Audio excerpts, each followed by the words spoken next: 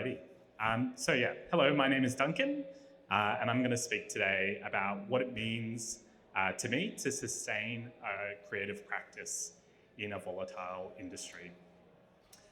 First, quick introduction. I'm an artist and experimental game maker. I often make little games with my friends. Most of these games are either playful little experiments or larger, more inquiry-driven work.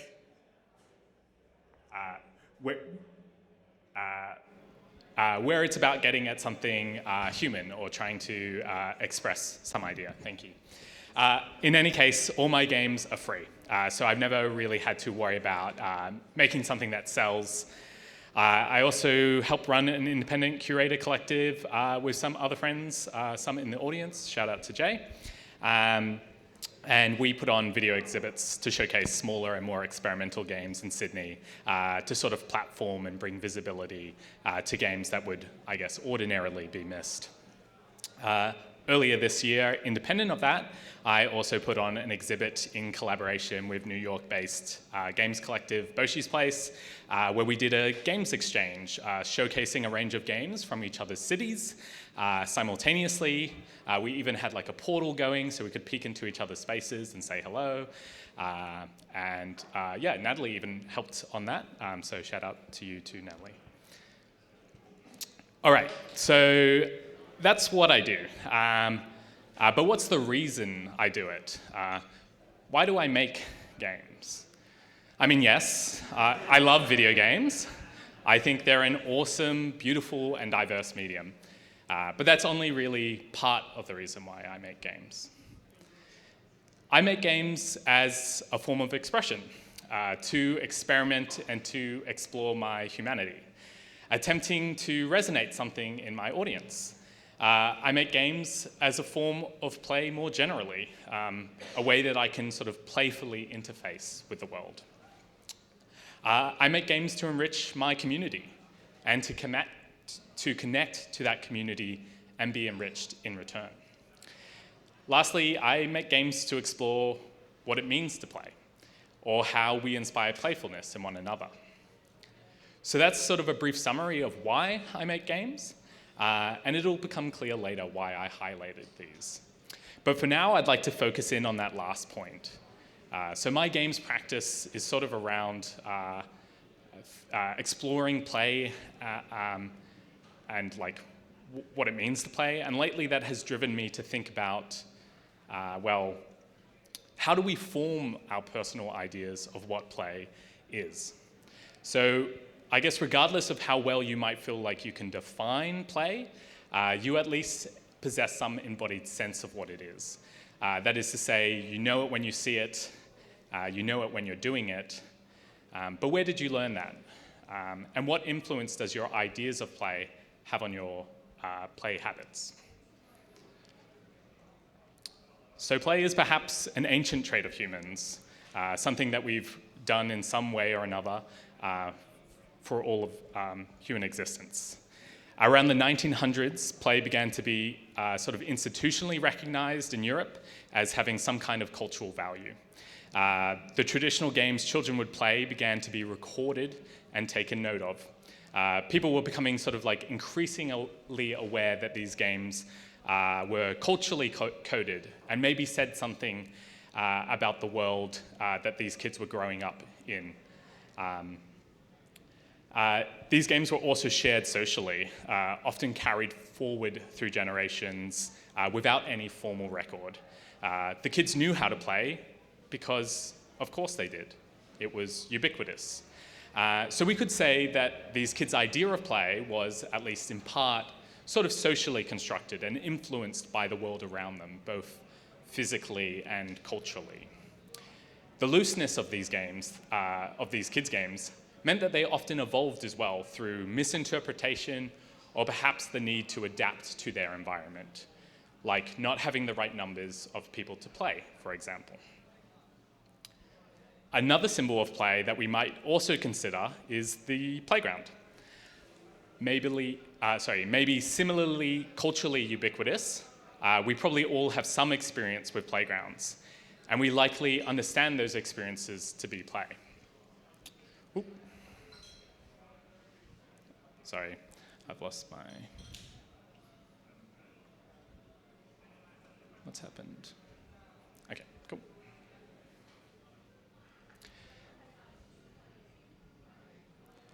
Okay, sorry. So yeah, we probably understand our experiences with the playground as play. However, unlike folk games, which don't really have a solid form and are mostly loosely passed down, playgrounds are physical structures that persist.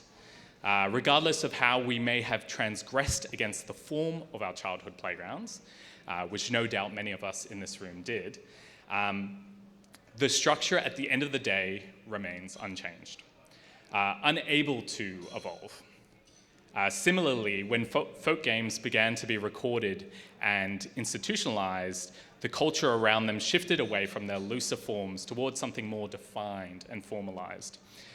Playgrounds have an additional caveat too, in that they are government funded. That is to say, their form is dictated by a body of power that decides what is and isn't permissible. We can see a sort of direct impact here on our ideas about play, being influenced by the formalization of play structures. In other words, what play can be and what we can imagine it to be is perhaps limited by these formal definitions. Play is swings, it's slides, it's monkey bars, because that's what's defined. Then we have video games, which can be possibly understood as a form of entertainment, privately owned and mostly by a bunch of mega corporations. And similarly, video games are sort of culturally ubiquitous, they're pervasive. But unlike folk games and the playground, video games perhaps represent a more privatized form of play. Games are also a much younger medium too. They were sort of born into a world sort of post-consumerism, post-neoliberalism sort of landscape, and they quickly became entrenched as products. However, video games as products obfuscates the fact that, like any other form, video games are a form of human expression. But unlike other art forms, video games didn't really get the time to be culturally recognized as such out of the gate. Obviously, much has been done over the past few decades to change public opinion, public perception of what games can be, but it's worth noting why that was necessary to begin with, and perhaps what aspects of that entrenchment still linger on today. There is much to be said about the origins of video games and their connections to both military and tech industries, which it may still be reckoning with to this day. However, what is possibly sort of equally worth noting is that these games were made sort of independently from industry. Workers sort of stealing away time from their jobs to experiment and create things in secrecy. Not as a product, not to sell, but simply out of the instinct to express something new. So this is a picture of one of the earliest games ever made. It was created for an oscilloscope, and it's called Tennis for Two. And I think it's sort of in the name, like there was this attempt here to reach out and connect with other people. But I don't want to linger too long or romanticize this game too much, because the guy who created its literal job was making nuclear weapons. Okay, so I mention this because without interrogating the idea that video games are a product, we risk tying the creative practice of making games to the industry and to bodies of power. And I feel the risk with this is that how we make games is then at the mercy of these powers. And I don't know, maybe that's bad when our goals no longer align. Additionally, tying this creative work so heavily to an industry might cause us to feel demoralized in the case that we can't find work or when the way that we work doesn't fit the needs of the industry. So I guess, can we let go of the idea that our creative practice must be justified or validated financially and prevent ourselves from disengaging from the things we love doing? So why does the industry make games anyways? And how much do those reasons align with our own? I guess we can understand the economic growth drives the industry, but the industry also doesn't exist without our labor, without our input. So naturally, to the best of all of our abilities, we try to retain the personal reasons why we love making games, and we put that into our work. But it can be hard to do. And seemingly, it's getting harder because this industry isn't driven by humanitarianism. It's not looking to improve working conditions. It's not looking to empower its creators. It seeks sort of unsustainable capitalistic growth, and that has led to trends that risk diminishing the medium and the ecology of people who make and play games. So maybe it's helpful to sort of picture this ecosystem of people that make games. I still feed off the industry myself. I studied games. I worked in the industry for a bit. I use industry tools, and most of all, I benefit from the cultural proliferation of games that no doubt exists so widely because of the commercial industry. But the industry is getting bloated, it's taking up too much space, and it's preventing anything else from growing. So if we care about the long-term health of the ecosystem, maybe we should question how much we should continue to feed into it. So this is some data from a report around the state of games released earlier this year. There are maybe a few examples of things that are concerning. So firstly, making games to meet customer expectations is becoming very expensive, leading to sort of like more risk-averse sort of decision-making, meaning creators are sort of less empowered to take creative risks and to innovate. Additionally, the market has begun to show signs that it has matured, meaning that for companies to find that sort of year-over-year sort of growth, they need to sort of capture more of that market share. If we see that almost half of the engagement on PC and consoles right now is attributable to just a couple games, about 5 games, I can only imagine the conditions of a mature market will draw sort of increased investments into these so-called black hole games, and that has sort of implications, larger implications, I feel, on the culture around playing games. So just like the playground and how its formalized structure dictated how we played, how many people's ideas of play are becoming influenced by the design and form of live service games. If new generations of would-be game lovers are introduced to games through these black hole games, might that change the way that society engages with and evaluates games into the future?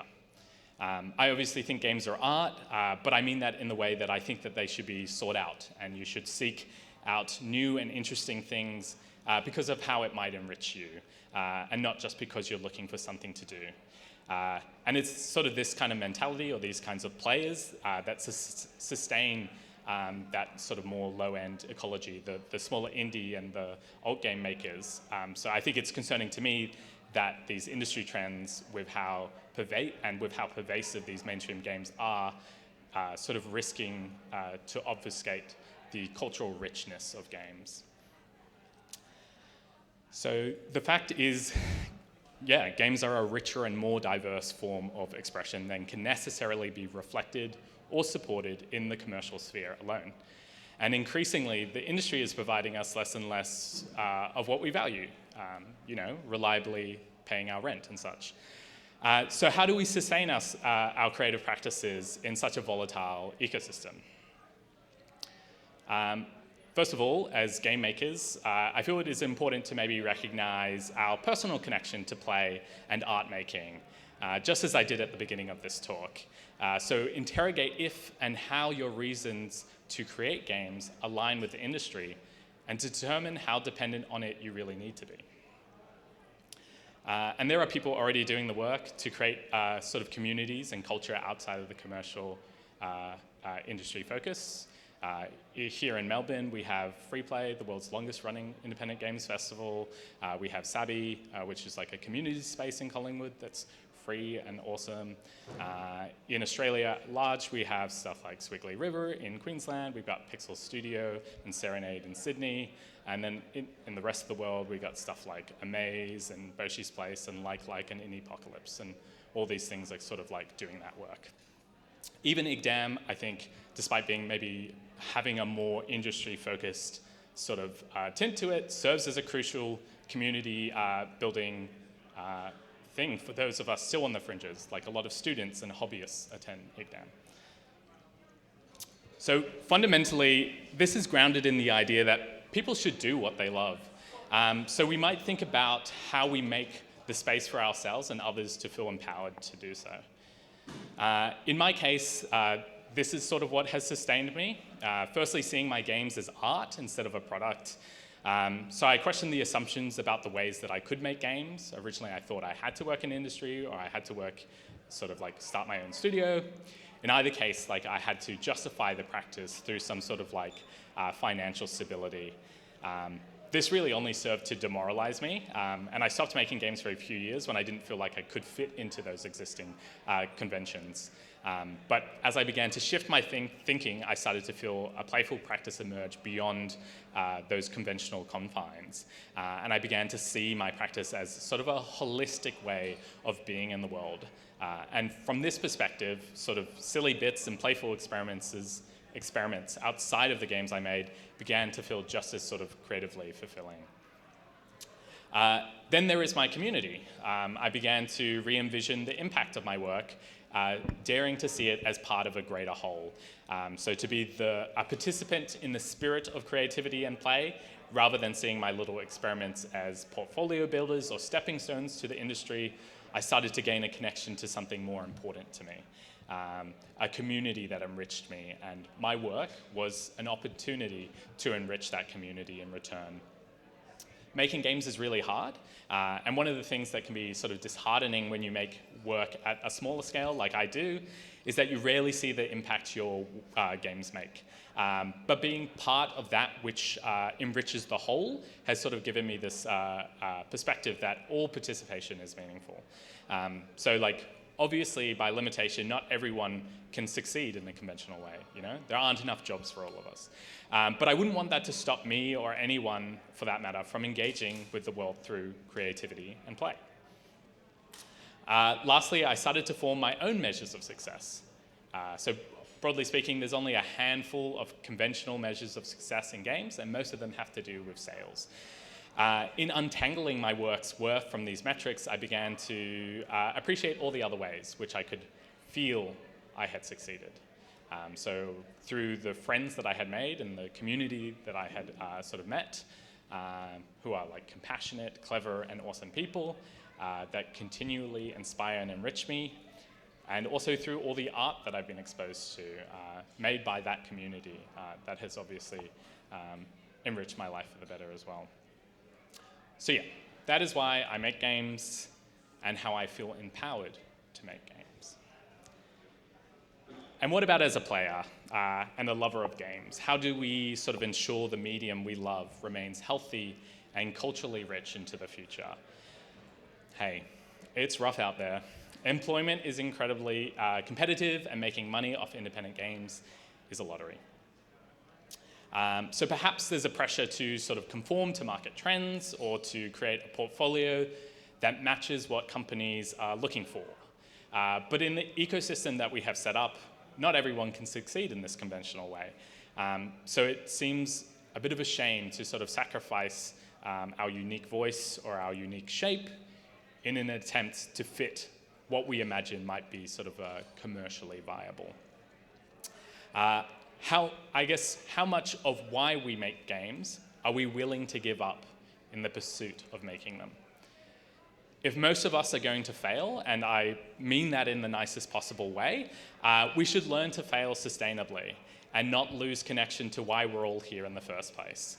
The medium of games and the world will be all the richer for it, so it's my plea that you retain your freak. The Aussie games making community that we know and love now sort of exists because post the global financial crisis, we had no alternative but to fuck around and find out. And as someone who loves games, I want to play all your interesting and heartfelt games, so please don't stop making them. And if you love games too, you should wonder how you might support your community too.